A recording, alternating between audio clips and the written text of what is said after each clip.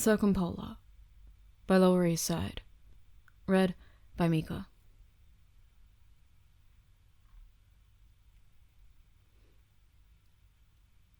Sectum Sempra. From Secco to Cut, and Semper, always. An everlasting wound. Wednesday morning breakfast. It seemed everyone had come down early for breakfast today. Harry thought the Great Hall looked more full than usual. Normally students would trickle in and out, sleeping in or cramming for exams, meeting up with friends before classes or getting some fresh air. Maybe today it was the blueberry pancakes. Ron seemed to think they were worth getting up for, as he stuffed a third into his mouth. "How are you doing, Harry?" he asked, around a doughy bite. Truthfully, Harry hadn't slept well. Nightmares of Malfoy and blood swirling in his mind again. "Fine," he lied. Ron looked at him suspiciously. "You don't look fine." Hermione glanced up from her notes that were spread around a more modest helping of pancakes. "I imagine he doesn't feel fine either." She could always tell when he was just saying what they wanted to hear. She followed Harry's gaze over to the Slytherin table and pursed her lips. "He hasn't come down yet." It had been a week since Malfoy disappeared into the hospital wing with Snape. At first, Harry had just been filled with righteous indignation. He'd only been defending himself. All that detention, missing Quidditch, Snape calling him a liar. It wasn't fair. He'd have never used that spell if he had known, unlike Malfoy, who knew exactly what a Cruciatus curse was. And Malfoy would be fine in the end, right? But as the days passed, and Malfoy didn't emerge, a sense of dread crept up on Harry. What was taking so long? Parkinson had been seen coming back and forth a few times, but she was tight-lipped. Now, he was only waiting for the other shoe to drop. He knew Malfoy wasn't dead, but that was all he knew. Sighing, he turned back towards his friends. "The more I think about it, the worse I feel. For the last time, he was going to crucio you, Harry. He got what he deserved." Ow! Hermione gave Ron a smack on the shoulder. "No one deserves to be hexed bloody, Ronald." Harry agreed. "I was so caught up in the prince's book and the adrenaline of the fight and Ginny," his mind added. She was thankfully at the far end of the table. He couldn't deal with 3 concerned people. 2 was enough. "I just didn't realize until he'd been gone so long how badly I must have hurt him." Hermione laid her hand on his. "Pansy's been taking notes for him, so he must be coming back eventually. She's made quite a fuss about the extra work." "Yeah."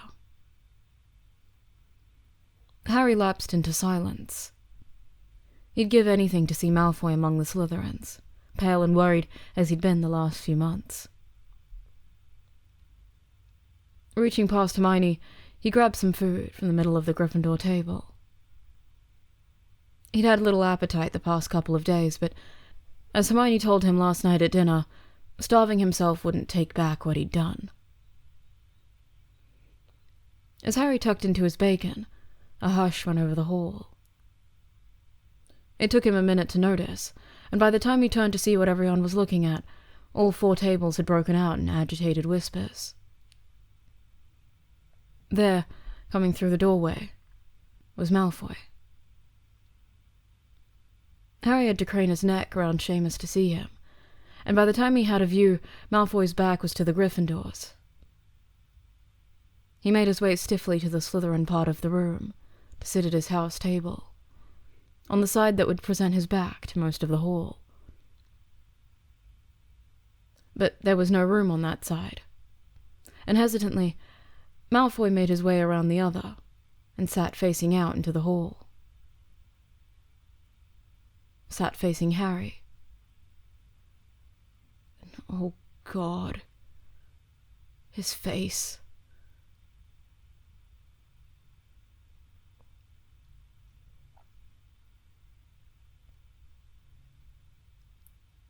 Tuesday evening, 1 week prior, Gryffindor common room. Harry, if that ferret face is really up to something, you'll find out eventually, and you'll beat him at it. You always do. Yet again, Ron was trying to engage Harry in a game of chess. And yet again, Harry was distracted by the Marauders map. Hello? Anyone home in there? Harry stared at the map. Malfoy's dot was down in the Slytherin dungeons. Why do you still call him that? He asked absently. Huh? He doesn't really look like a ferret. Ron boggled. He's a pointy git, mate. Pale and twitchy. Definitely a ferret.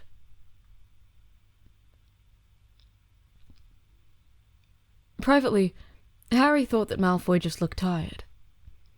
His perpetual sneer was often gone these days, replaced by a troubled gaze. His eyes were hollow, and he almost fell asleep in class several times. When his eyes closed, his long lashes touched dark circles. His hair had grown out over the year without being cut, and he no longer slicked it back, so it fell across his face, adding to the shadows. If Harry was honest with himself, Malfoy looked delicate. Not like a girl, no. Malfoy had a couple inches on him, to Harry's consternation, and his shoulders had broadened too. He'd grown into his pointy features, even if Ron didn't see that. Of course, Ron didn't spend hours basically stalking him. If he was deeply, truly honest with himself, Harry knew he'd spent enough time watching Malfoy to realize he was, at least objectively, very attractive. But Malfoy had really let himself go, and it only made Harry certain that there was something going on. He always seemed like such a vain boy, and maybe he did, admittedly, have something to be vain about. That just made his behavior more alarming, and Harry became more suspicious every time he saw Malfoy without his trademark arrogance, and instead with a haunted expression.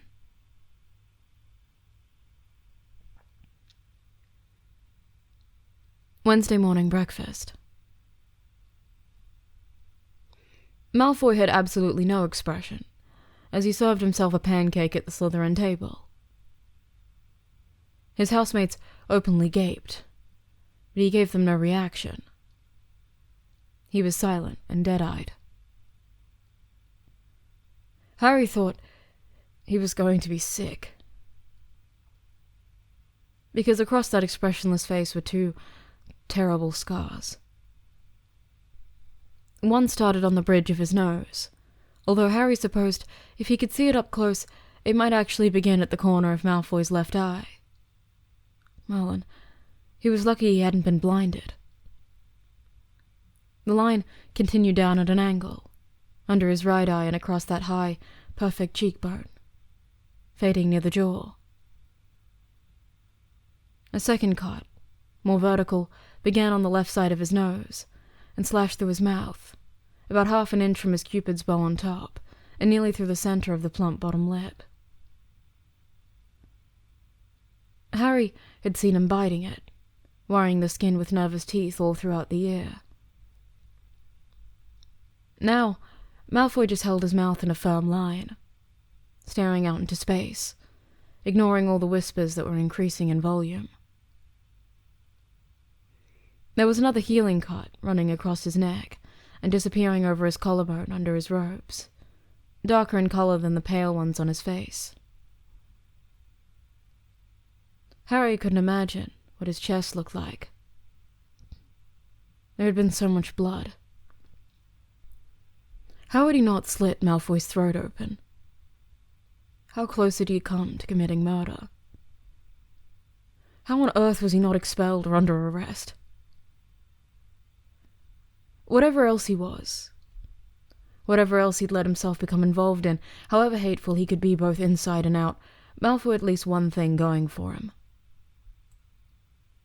He had been beautiful, and Harry had taken that away from him. To his right side, Seamus was talking along the other Gryffindors. Blimey, what the hell happened to him? They and many of the students in the hall were looking back and forth between Malfoy and Harry. Vague rumors of their fight had spread, but it had been so many days, and Malfoy's injuries were worse than those expected from a schoolboy dust-up, resulting in mere detention, so there was some confusion as to what was actually going on. Harry choked down the bite of bacon that had been sitting in his mouth ever since he'd caught sight of Malfoy. Hermione whimpered and reached over to squeeze his hand, but Harry yanked it away. My God, what have I done? He said softly. Shh! Ron hushed him. Not here. Harry went to get up, but Hermione yanked him down. It's going to look really suspicious. And so Harry endured through the rest of breakfast, just as Malfoy endured the rising voices of speculation.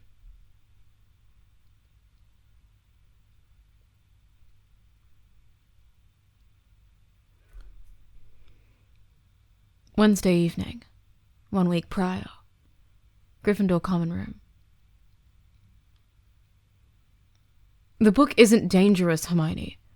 The prince was just taking notes. It wasn't an instruction. I just shouldn't have used that spell.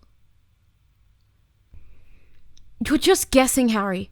For all you know, it was a spell that he or she had already used. We can sit around and speculate all day, Ginny chimed in. But what we do know is that Harry successfully defended himself in a duel. That's what really matters, isn't it? Hermione shook her head. I don't know. Harry, the way you describe that cell seems like dark magic. It's offensive, not defensive. It was like an invisible sword, you said. Wouldn't something to protect you from enemies push them away? Or bind them or something? Not just slash at them with no rhyme or reason. It didn't slash everywhere. Just Malfoy.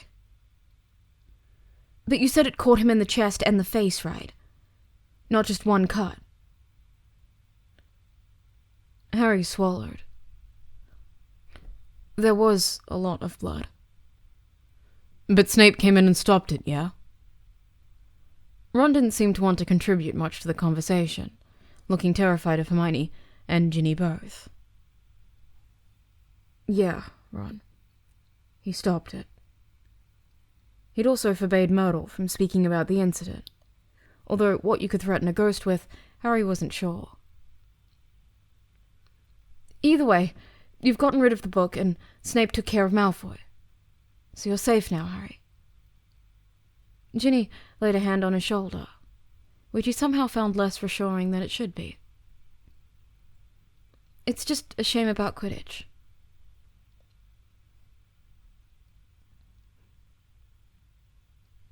Wednesday morning, Charms Corridor. As soon as Hermione deemed it safe, with about a third of their table gone, Harry fled from the Great Hall, with her and Ron close behind. By the time they were nearly to Charms, Harry was practically hyperventilating, as his two best friends discussed Malfoy's wounds. Why didn't Pomfrey heal him? I thought you said Snape stopped the bleeding pretty fast. Certain magical injuries don't heal, Ron. Like werewolf scratches. Yes, or... She looked at Harry's forehead and quickly looked away. Or curse scars. I cursed him, Harry gasped out. Helen's beard, I cursed someone. They're going to lock me away in Azkaban. Hush, you know they won't. You have been arrested already. That doesn't make it okay. Keep your voice down, she hissed. No, it does not make it okay. This is one of the worst things you've ever done, Harry. Miney, don't make him feel worse. She looked at Harry sympathetically. I don't think I can make him feel worse. Harry shook his head. I don't think anything could, right now. You know what you have to do, Harry. What can I do? Is there a cure? There was something he could do. Hermione always knew how to fix things. No, not that I know of. Harry, you have to apologize to him.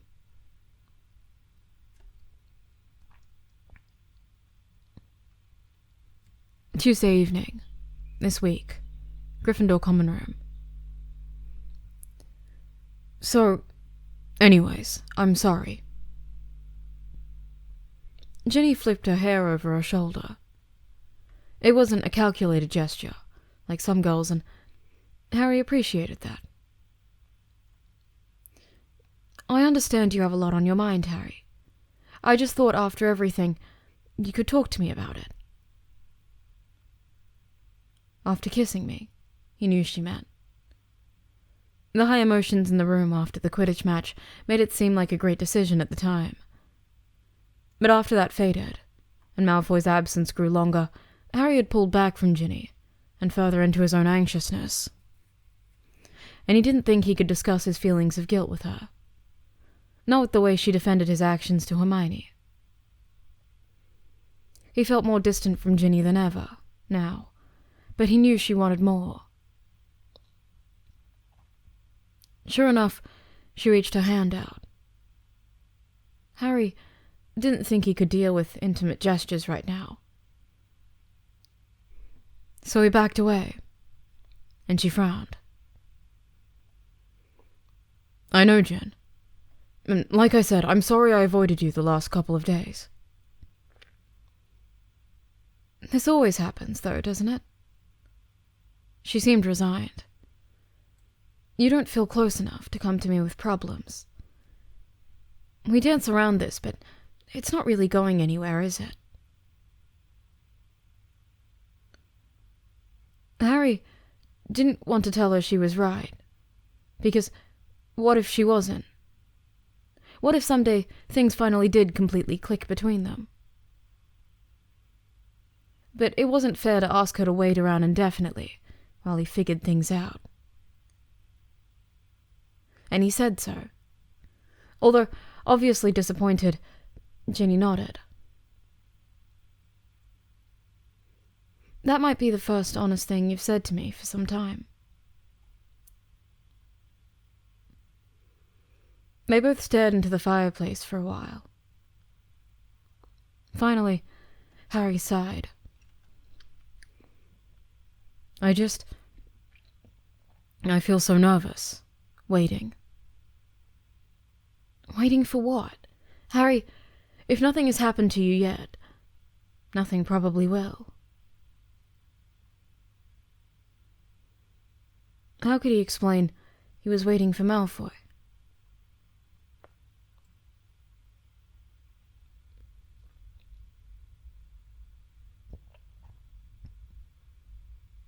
Thursday afternoon, outside the Great Hall.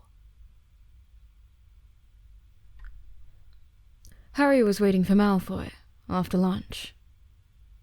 He'd still been numb with shock on Wednesday, and had skipped breakfast today with a bad case of nerves, but He was ready to apologize to Malfoy now. Probably should have talked this out with Hermione, but here goes, he thought. "Malfoy," he called out, as he caught sight of blonde hair. Instantly, Harry found his way blocked by a mass of Slytherins.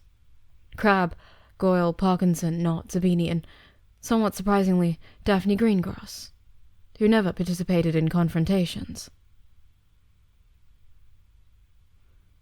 "Move on, Potter," she said coldly. "I just wanted to talk to him." "You aren't talking to any of us. You're just as nasty as we always thought, and we'd like to avoid you." Crabbe and Goyle looked murderous. Harry squared his shoulders and stood firm. "I wanted to apologize." Pansy, who was stroking Malfoy's arm in a soothing gesture, let out a high, brittle laugh. "Apologize? Just sweep it away like that?" "No, I didn't mean it to happen. Why'd he approached without going over the words he planned to say? "You can't just rush in and blunder around, Potter." Greengrass cut him off, unknowingly voicing his own thoughts. Who made her the Slytherin spokesperson anyways? Harry could barely recall them saying 2 words to each other in the past. "We don't want any part in your antics. Leave us alone. Leave Draco alone." The boy in question kept his gaze turned towards the ground. His timidity seemed so wrong to Harry, on top of the wrongness of his behavior all year. "Malfoy, I mean it. I'm sorry." The Slytherins moved past Harry as a unit. Unable to resist a parting jab, Pansy turned back around. "You're lucky he didn't do worse to you."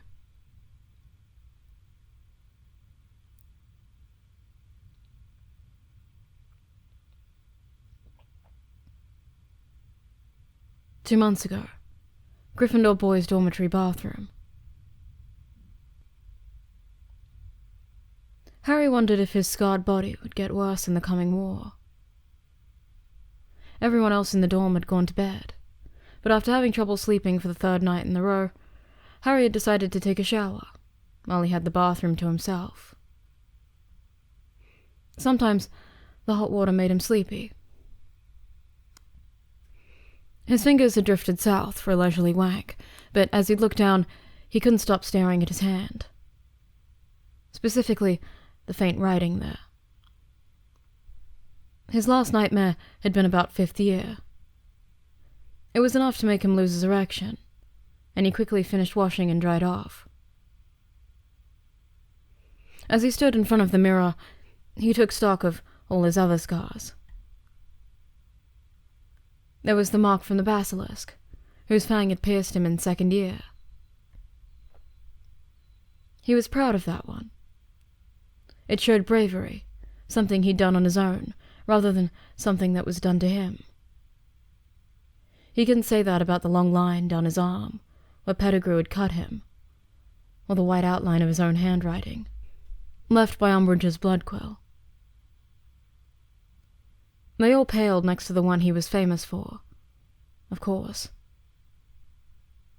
The one he would never escape. Someday, somewhere, he would likely end up fighting Voldemort and his Death Eaters. Would there be weapons? Or magic only? Would he come out of it unscathed? Harry doubted that. He always ended up bloody, in the hospital wing simply from normal school antics.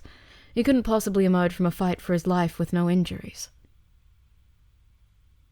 He only hoped it wasn't too dreadful. He peered closely. trying to see if his nose was still slightly crooked, after Malfoy had stomped on him. That's all he needed.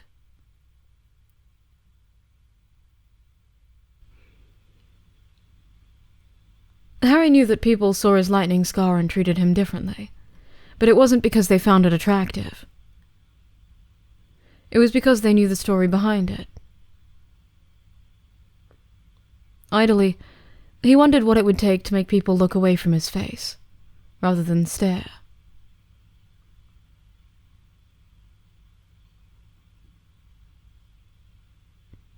Thursday night, Gryffindor boys' dormitory room. His attempted apology had gone over badly, and Harry found himself unable to sleep. So once more, he retreated to the showers, after his dormmate started to snore.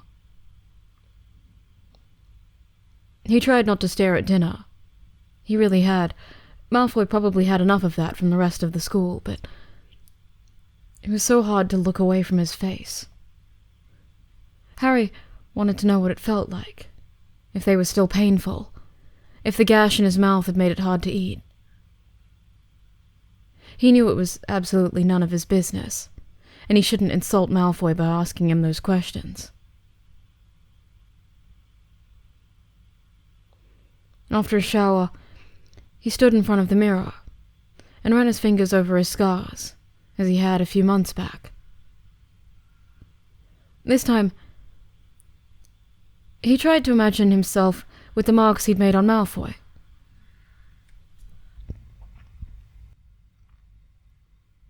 Somehow, Harry thought he would look a lot worse. He'd already admitted to himself that Malfoy was good-looking, and he realized with a jolt that his injuries didn't change that. They didn't change at all, actually. The pale scars drew Harry's attention to Malfoy's grey eyes, to his pouting mouth, to his regal jawline. As he stared at his own naked chest in the mirror, he tried to picture what Malfoy's must look like. And it was that thought that made him snap out of his musings before they turned even more disturbing. Wondering what Malfoy looked like shirtless. Definitely time for bed. He was going to be exhausted in potions as it was. And yet, after he climbed under the covers, he couldn't help but pull out the map and look at Malfoy's sleeping dot one last time.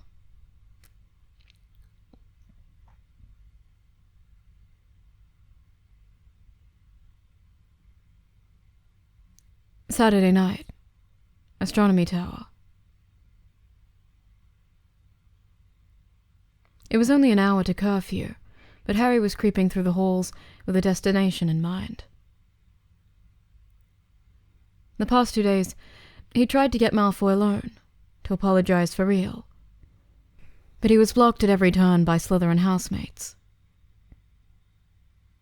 Finally, after practically refusing to put the map down all evening, he noticed Malfoy's name move up to the Astronomy Tower. And there was no one else within a floor.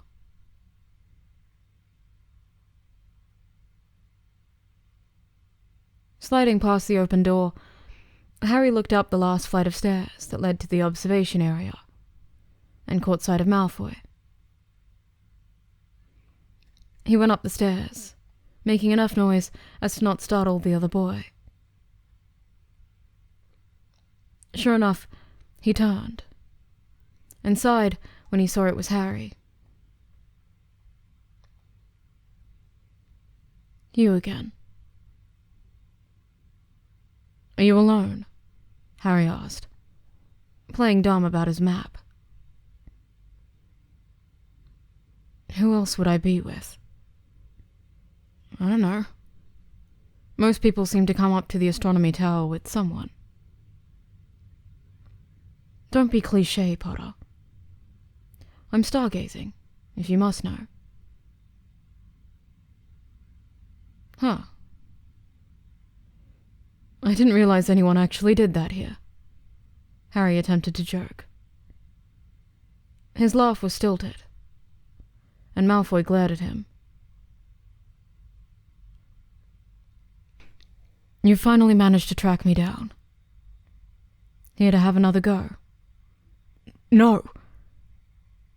Harry was horrified that Malfoy could even think that of him. "I've been trying to get you alone so I could apologize properly. I feel awful about what happened. I didn't know what that spell did, Malfoy. I swear." "Where did you learn it, then?" "In a book. Hermione said it's dark arts, but I had no idea.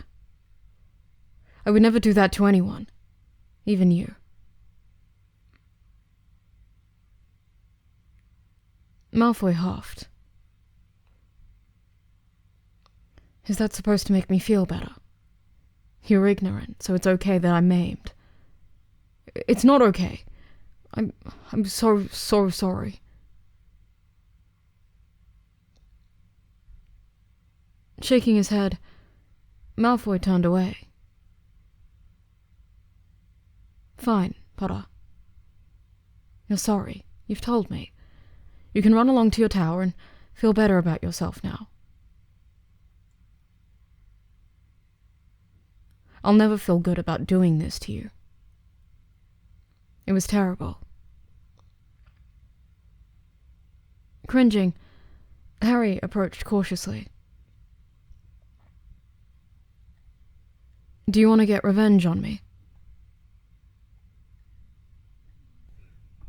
Malfoy drew a deep breath in, held it, and exhaled slowly, like he was counting to 10. "Just forget about it, Potter. It's done."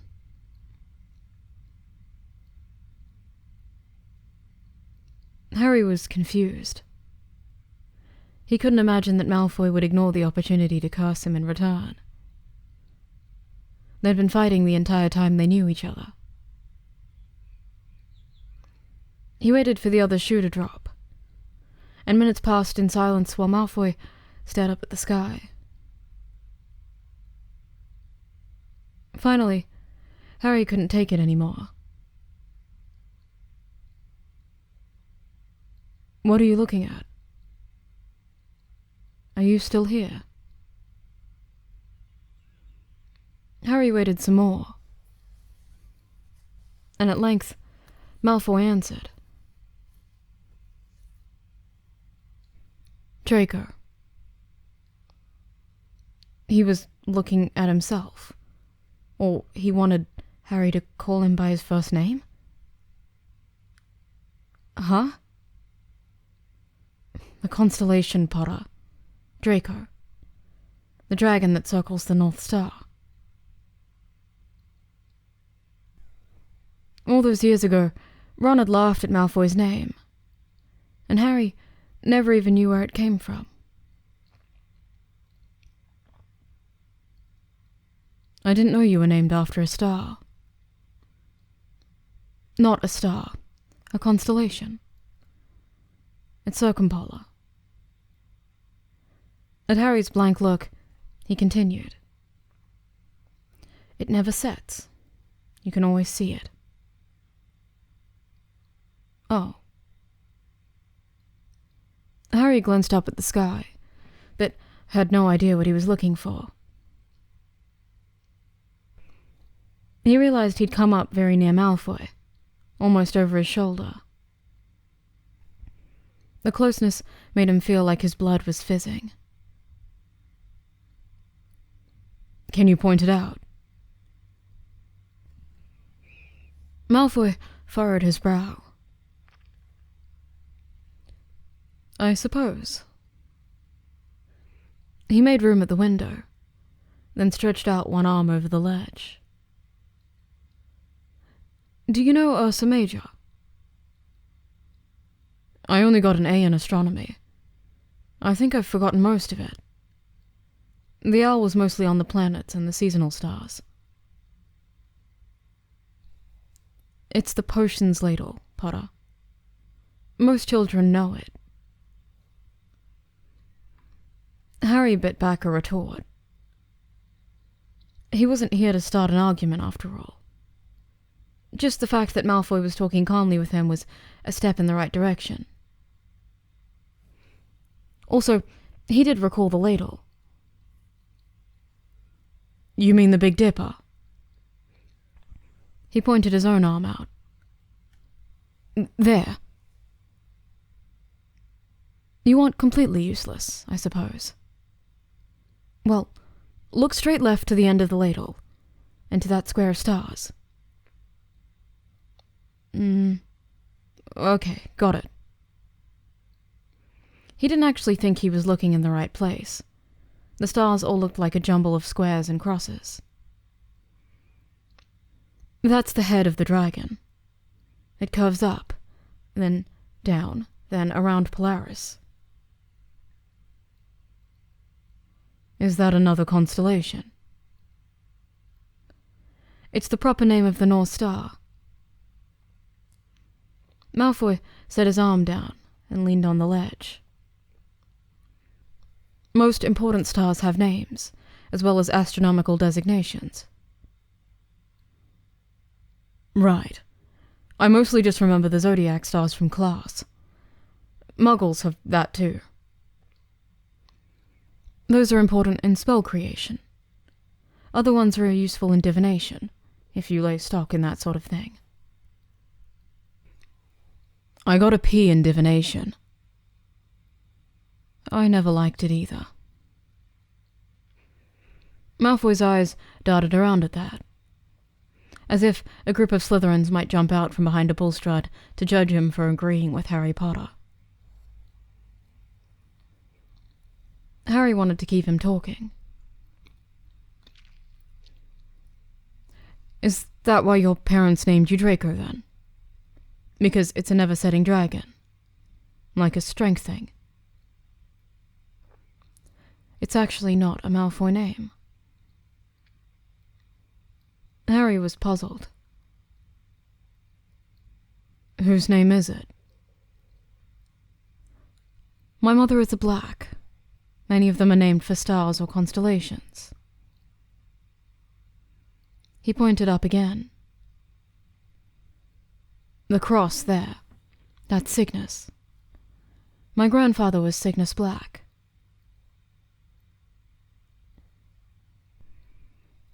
Harry still didn't see any shapes among the twinkling stars, but he did remember something that made him tense up. You're on the tapestry. The what?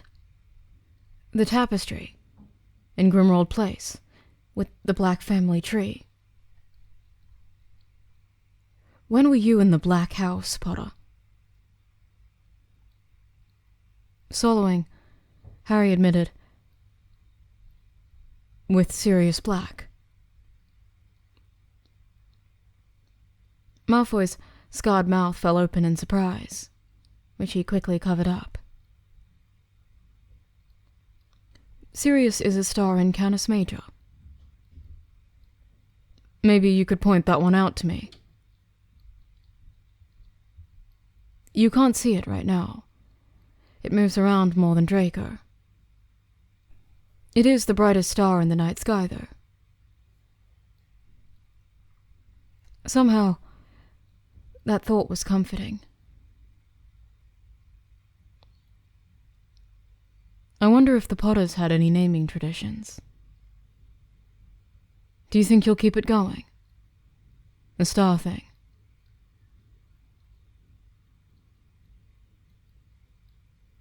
The sound Malfoy made was probably meant to be a laugh, but came out strangled. You've probably ended the Malfoy line, you know, he said, with less emotion than such a statement warranted. What woman would want to marry this? He gestured at his face. So they were going to talk about it after all.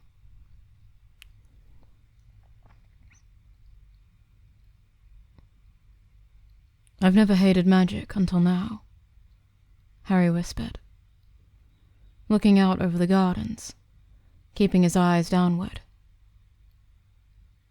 Malfoy could have the stars.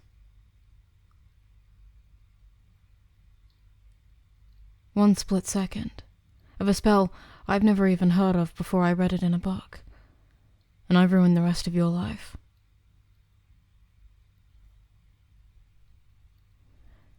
At least you didn't try to tell me it's not that bad. It won't matter, like Pansy did. Harry shook his head. I mean, if you're talking about, like, falling in love and getting married, I don't think it should matter to someone who loves you. But it matters to you, and that's what's important. I never expected love to have anything to do with marriage, Potter. It's generally a business transaction in my family. I'm damaged goods now.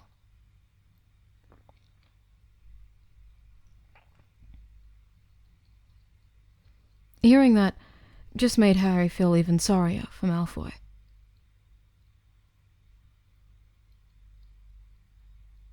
I think that sounds terrible, he admitted. Malfoy pursed his lips in irritation, but Harry was strangely happy to be drawing at least some expression out of him tonight. Well, I guess you've saved me from that fate, huh? They stood side by side in silence, until Harry felt like he had to speak up.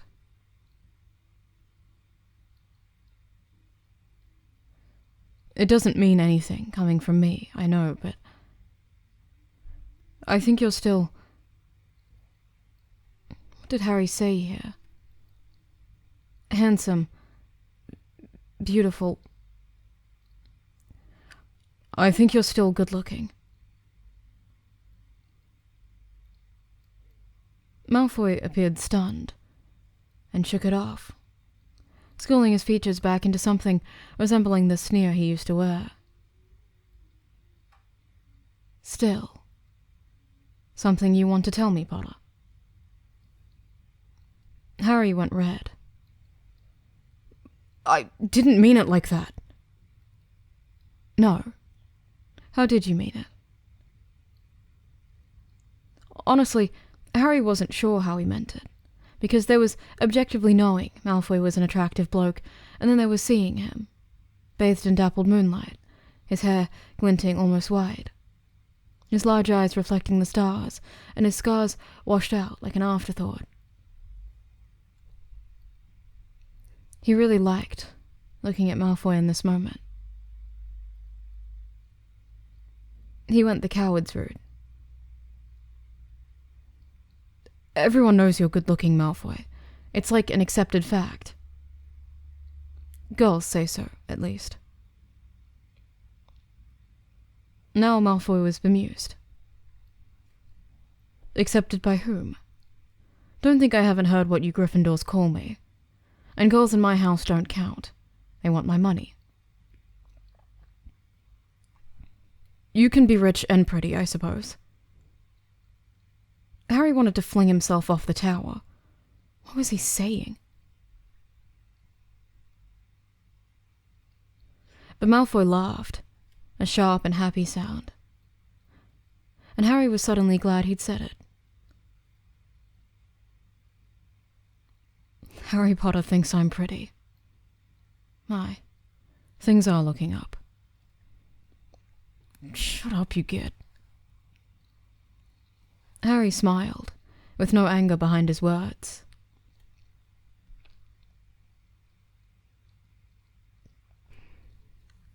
They were quiet for a bit more, while Harry snuck glances over at Malfoy. Now that he'd admitted to himself he liked it, he couldn't stop doing it. And the scars at Malfoy's collarbones kept drawing his attention. Malfoy sighed. Do you want to see? What? See what? Malfoy was already unbuttoning his shirt. Oh my God, what are you doing? I saw you looking. Do you want to see the rest? Any anticipation Harry felt in seeing more pale skin was suddenly smothered in shame. If you want me to feel even worse, yeah. Although, he added, lest Malfoy think he was trying to get out of owning up to his mistakes, I probably should feel as bad as I can. But Malfoy shook his head. It's not to punish you. I can tell you're curious. He seemed oddly detached to Harry, who was anything but. His heart was leaping into his throat. Here he was, on the astronomy tower with Malfoy, who was undressing. When all the buttons were undone, Malfoy pulled his shirt open, and Harry made a choked, crying sound. He'd absolutely torn Malfoy apart. The scar on his neck, that was visible before he stripped, went across a collarbone, which must have been exposed through the skin before healing. After that were multiple gashes, some big and some small, in a spiderweb of pain all across his chest. The ones centered on his sternum were the worst. Unlike the ones on his face, they were dark pink, and several were raised, twisting the skin into ridges. It was almost as if the wounds had burst open, rather than being cleanly sliced. One went through the flat of Malfoy's left areola, another centimeter, and he'd be missing a nipple. They turned paler and shallower on his taut stomach, and although he was standing very composed, Harry could see a nervous twitch in the muscle there. Finally, one long scar hooked down towards his hip like the tail of a comet and angled back upwards, almost as if the spell had truly been a blade, had been turned by the bone. That was the lowest one, however, and the slight trail of blonde hair that led down under Malfoy's navel was untouched. He caught Harry's eyes traveling lower, and said, "Good thing you aim high, or you most definitely would have ended the Malfoy line." "How can you joke about this?" Harry asked, with panic in his voice. "I could have slit your throat." Malfoy shrugged. "It's over now." "It's not over. You'll look like this for the rest of your life." The hurt expression on Malfoy's face doubled Harry's guilt. "I thought you said I was still pretty." The tone was sarcastic, but the question was sincere. Harry could tell.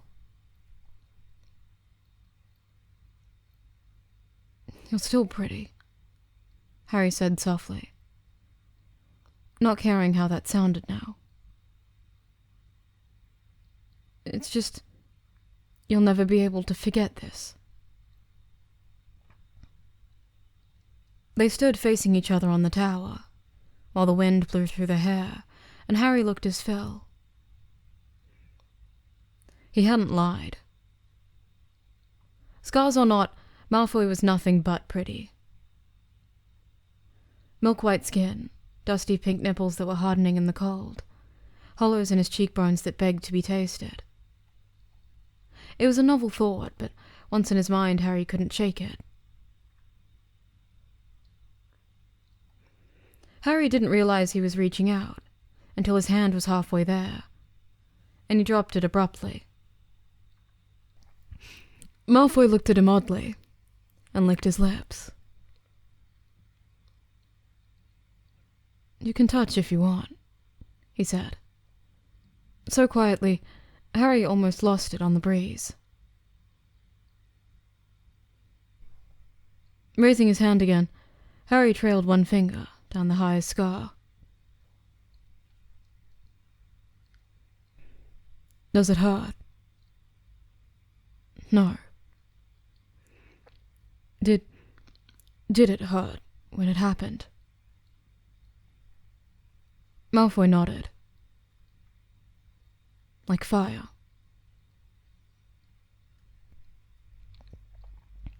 Harry made that funny, almost crying sound again, and put the whole flat of his hand on Malfoy's chest. He could feel the heartbeat fluttering there. I wish I could take it back. You didn't deserve this. Well, like I said, it's over now. It's good that it doesn't still hurt. Shaking his head, Malfoy backed away from Harry's hand, just before his fingertips found a hardened bud. That's not what I meant. Everything is over. All of it. I don't understand. Don't you? Tell me, Harry, why have you been following me around? What were you accusing me of in that bathroom? I thought you were up to something. And now? Even though Harry felt guilty beyond belief for the damage and pain he'd caused Malfoy, he couldn't deny his suspicions. The scars didn't change anything from before. I still think you're up to something. I think Voldemort gave you a task. Malfoy nodded. And have you thought about why you haven't been charged with assault? The question knocked Harry back. Would you? Malfoy shook his head. No, but it happened on school grounds. That's not my call. Nothing happened to you except detentions, because no one can know about this. Yeah, Snape told me not to tell anyone. And I'm sure you immediately told those friends of yours. But do you know why Snape wants to keep it secret? Harry was reluctant to admit it. Dumbledore is protecting me. No. Dumbledore is protecting me. The statement is made with such confidence Harry doesn't bother to argue. Why? This is an unusual curse, Potter. I'm very lucky that Snape knew the counter. He stopped the bleeding before I went to the hospital wing, so all Madame Pomfrey had to do was apply paste overnight to make sure the wounds didn't reopen. I didn't even have to take off my shirt. He lied, you know. Snape. He told her I'd touched a cursed object in his study. An assault of this kind by another student would have to be reported to the board, after all.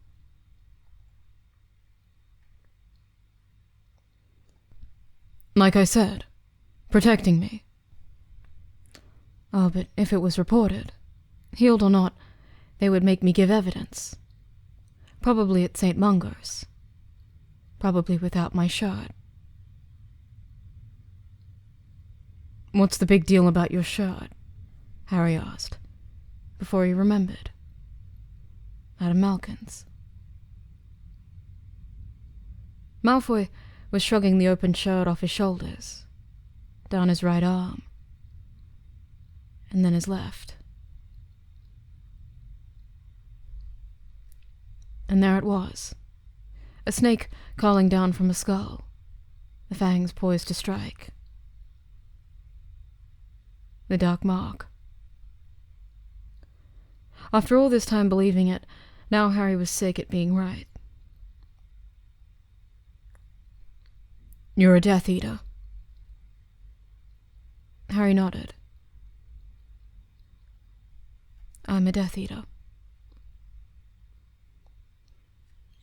Suddenly frightened, Harry reached for his wand, and trained it with a shaking hand on Malfoy, who only looked disappointed.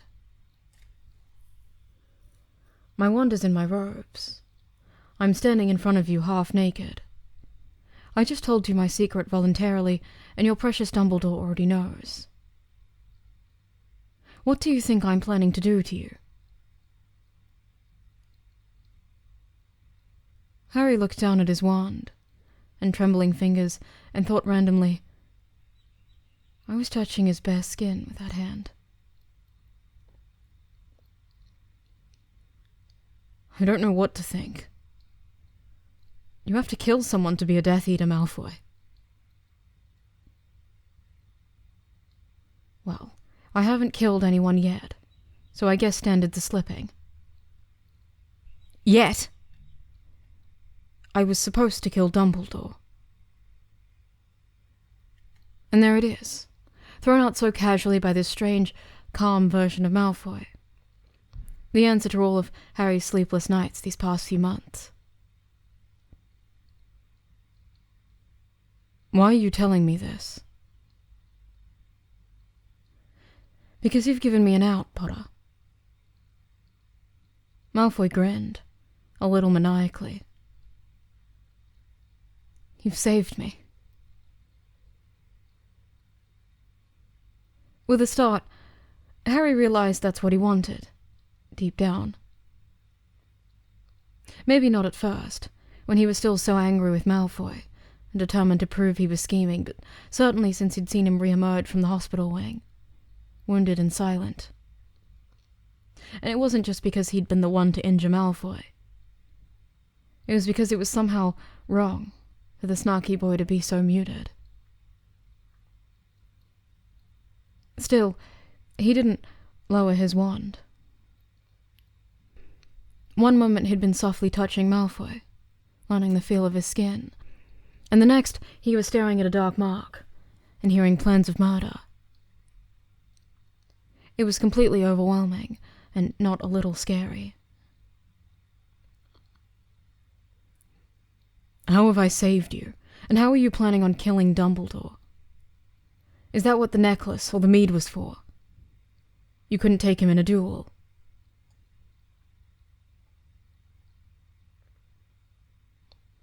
I was going to catch him unawares, or weakened. You don't need to know the details, but I didn't plan on being alone. I was going to have backup. Other Death Eaters. Harry shivered at the thought of which Death Eaters that might include. I'm not stupid, though. There were supposed to be others to watch me. To make sure I did it, not just help me out. Harry tried to puzzle through what all this meant. Why did it have to be you? Malfoy was still glaring at the wand. Snape told me, it's not that he trusts me. It's that he's punishing my family. He expects that I might fail. If I don't, then fine. He's got another good little servant. If I do, then there will be others here to try, and I'm expendable. Well, that was the plan. For God's sake, Potter, you can put that down. Slowly, Harry lowered his wand. Don't get me wrong. I'm happy you don't seem to be planning a murder anymore, but what do your injuries have to do with it?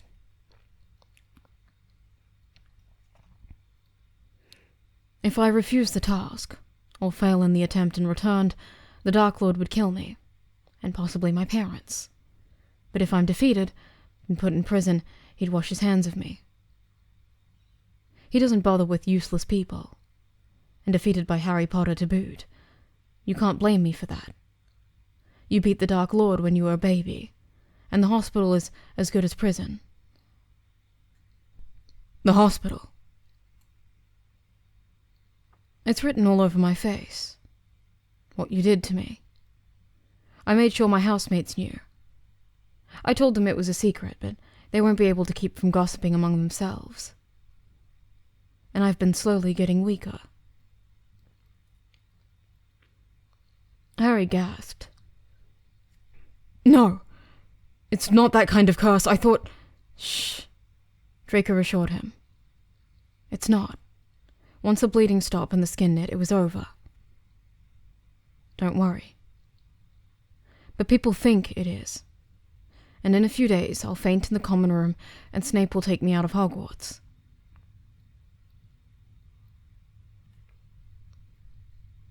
Everything was starting to become clear to Harry.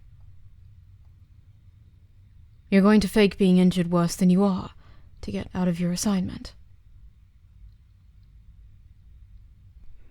He thought back to the Buckbeak incident. Yeah, if anyone could pull off being worse than he already was. Malfoy grinned again.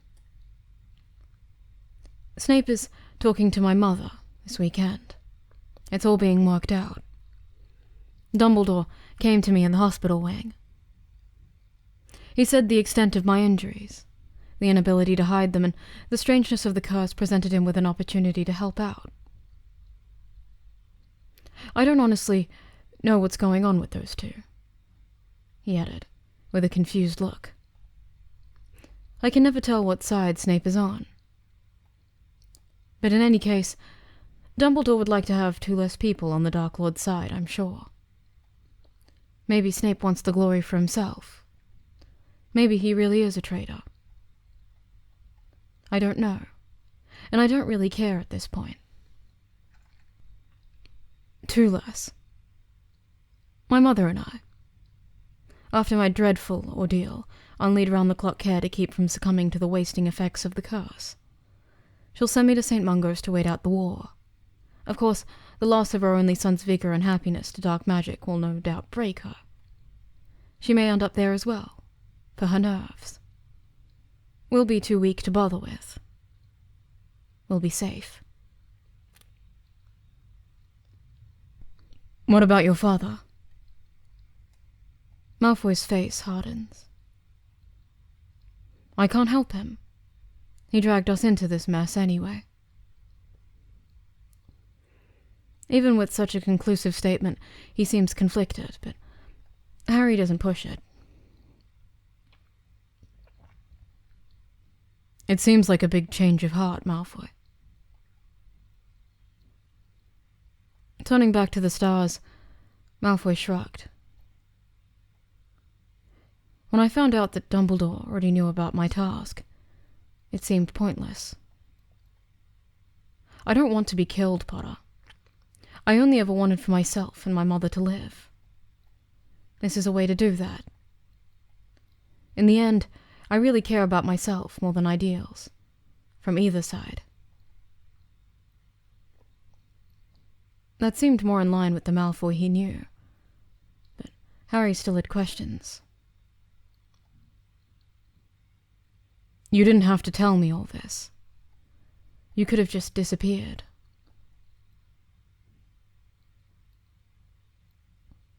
Yes, but...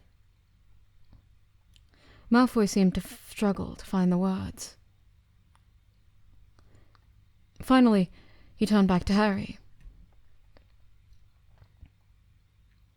You're too noble for your own good. You kept trying to apologize. I see now that you felt so terribly that if you'd heard I'd been committed, you'd eat yourself alive with guilt.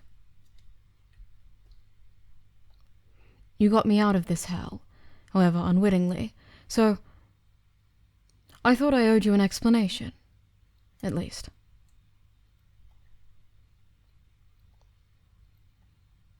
Harry put his wand in his back pocket again, in a blatant sign of trust. Thank you. You're right. I would have been beside myself if I thought I'd caused you to be hospitalized for the rest of your life. Malfoy nodded. So you see, It's not the end of the world. He raised a fingertip to the scar across his cheekbone and traced it. I won't lie. I wish they weren't permanent. Boldly, Harry stepped back to where he'd been a few minutes before, when he'd run his hands down Malfoy's chest. These ones are lighter. I think since you aimed at my chest, those ones are worse. Maybe... He broke off with a startled noise as Harry lifted his fingers to touch a nose, a cheek, a lip.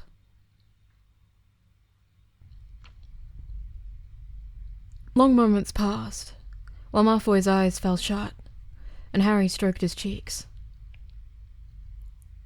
It was too much. Finding about everything he had obsessed about the past few months, discovering what Malfoy looked like under his robes, the strange elation of knowing he'd never have to face the other boy on a battlefield. Harry thought he might burst. Unconsciously, he moved forward until he could feel Malfoy's breath, and Malfoy tilted his head to lean into Harry's touch. Harry dropped his hands, and Malfoy's eyes flew open. Still, they stared at each other, inches apart.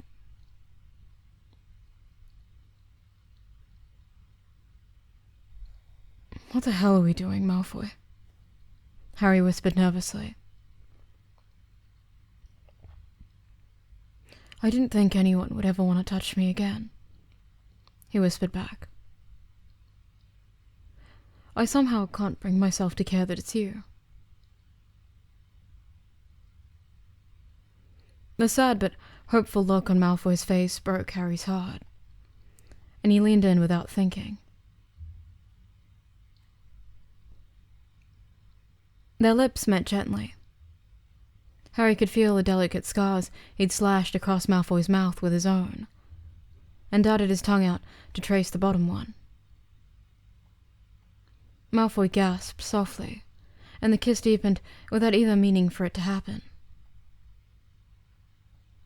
After a few heartbeats, Harry tentatively raised his hands to hold Malfoy's shoulders. It was so different from kissing Cho or Ginny, he thought. Malfoy's mouth was somehow sweeter, but his body was firm in Harry's grasp. They slowly moved closer, until Malfoy was gripping Harry's waist, and Harry's arms were around Malfoy's neck. Wondering if he was dreaming, Harry opened his eyes to see Malfoy's closed lids, and the reality of his situation slammed into him.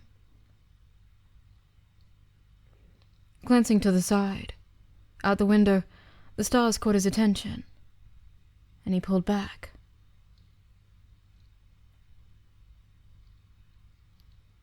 Draco. If being kissed had thrown Malfoy for a loop, hearing his first name positively shocked him. What?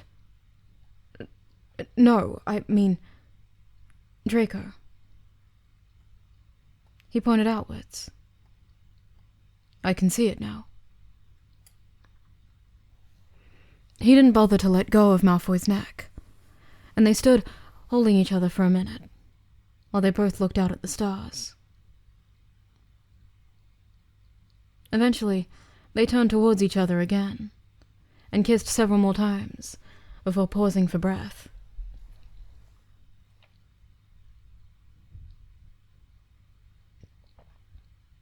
We're snogging on the astronomy tower, Harry laughed. So cliché. Malfoy bit his lip, and Harry felt a pang at how familiar he found the gesture. What is it, Potter? I honestly have no idea. I'm not gay. I'm not either. I guess I don't know. I haven't put much thought into it.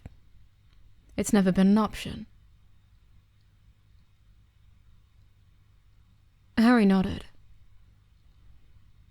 I've never thought about it either, and I like girls. But I notice you. It's not just watching for something you're doing now. I've just been watching you.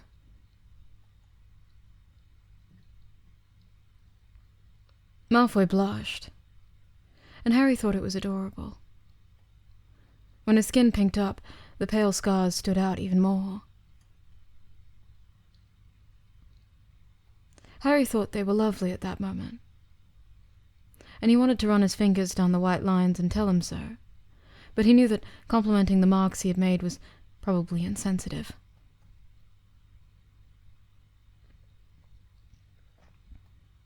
Taking note of Harry's appraising gaze, Malfoy smiled. You do think I'm pretty, don't you, Potter?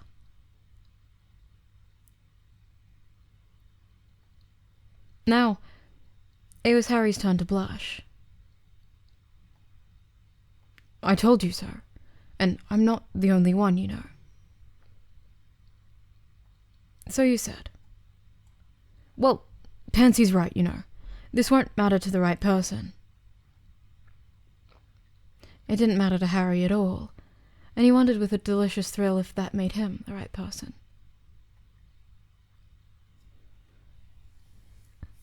Pansy is in a sapphic relationship with Daphne.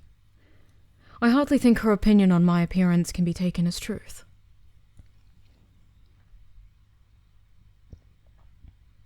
Harry was puzzled.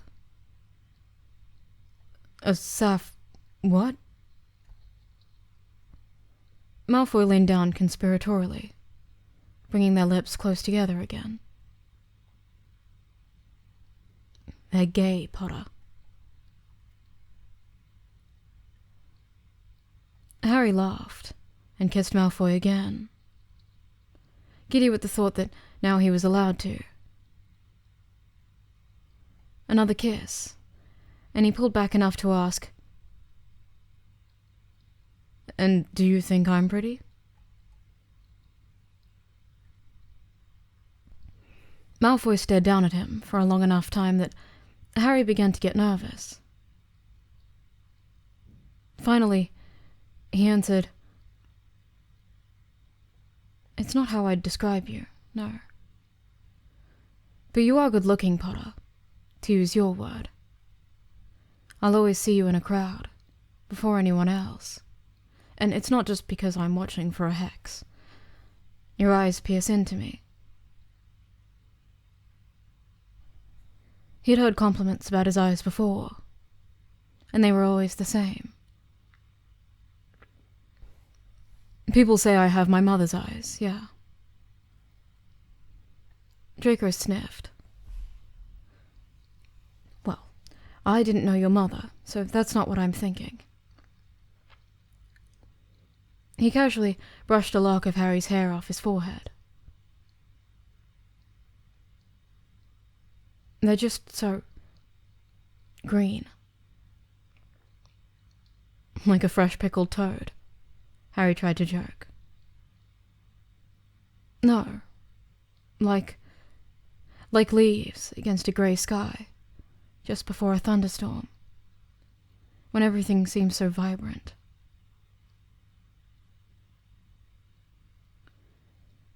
They simply held each other and breathed slowly, for what seemed like forever to Harry.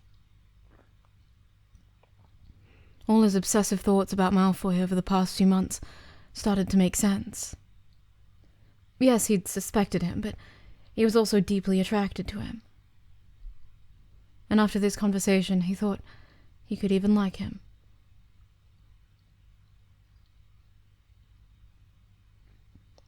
So, Potter, do you have an answer? What is it? Harry drew on every last ounce of courage. I guess I fancy you, don't I? Are you asking or telling me? Telling. I fancy you, Malfoy. Malfoy finally drew himself out of Harry's embrace, and seemed to remember he was shirtless. Suddenly self-conscious, he wrapped his arms around himself. You don't have to hide, Harry assured him. I know you seem to think you can look past them, but they're still ugly. Drawing his fingers along one scar that made a bump on his ribs, Malfoy frowned. They feel funny, too. Harry reached out, emboldened by all the kissing, and stroked across the scars on Malfoy's ribs, on his chest, and the low one on his hip. He let his hand come to rest there, and drew circles with his thumb. He tried very hard not to look at the dark mark.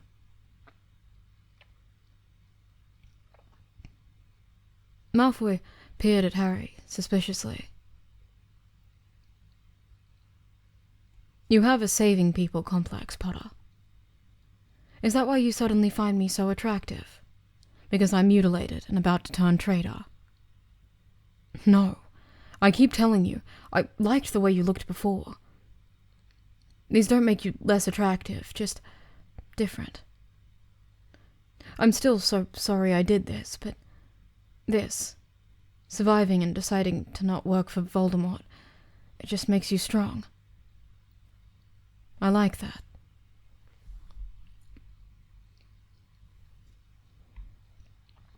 Well, as we've discussed, I'm trying to see the silver lining. I like that about you, too. Malfoy nodded, and turned to gather his shirt. Harry followed.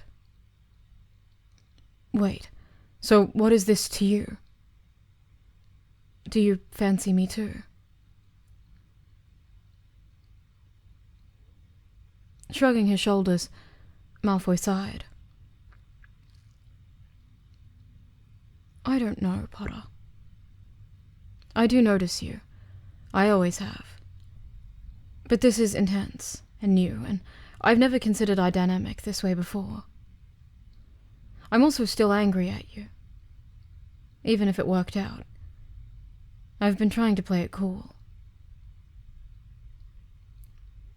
At Harry's crestfallen expression, he put a hand out, foregoing his buttons. I know you didn't mean it now. And this, tonight, was enlightening. He grinned. I really enjoyed the snogging, at least. Harry laughed gratefully. I enjoyed that too. He reached out and laced his fingers through Malfoy's longer ones. You have to go now, don't you? It is almost curfew. No, I mean, leave Hogwarts. Go into hiding. Malfoy nodded. That's the plan, yes. Can I see you in St. Mungo's? I don't think that's a good idea. You'd only draw attention to my mother and I. Harry nodded, disappointed, and Malfoy looked thoughtful. You can owl me, though. Yeah. Yes. And I do expect to see you on the other side of this. Malfoy rolled his eyes. Nothing seems to kill you. Basilisks, dragons, dementors. You always get away. I don't know why the Dark Lord even wants to bother. Harry's smile was as bright as a lumos. I expect to see you too. You get to laze about in a private room, probably eating chocolates and ordering the healers about. It's very you. Well, we do what we must. In a gesture full of sweetness, Harry didn't even realize he had in him. He started to button Malfoy's shirt. He straightened Malfoy's collar and looked him in the eye. I'm going to kiss you now.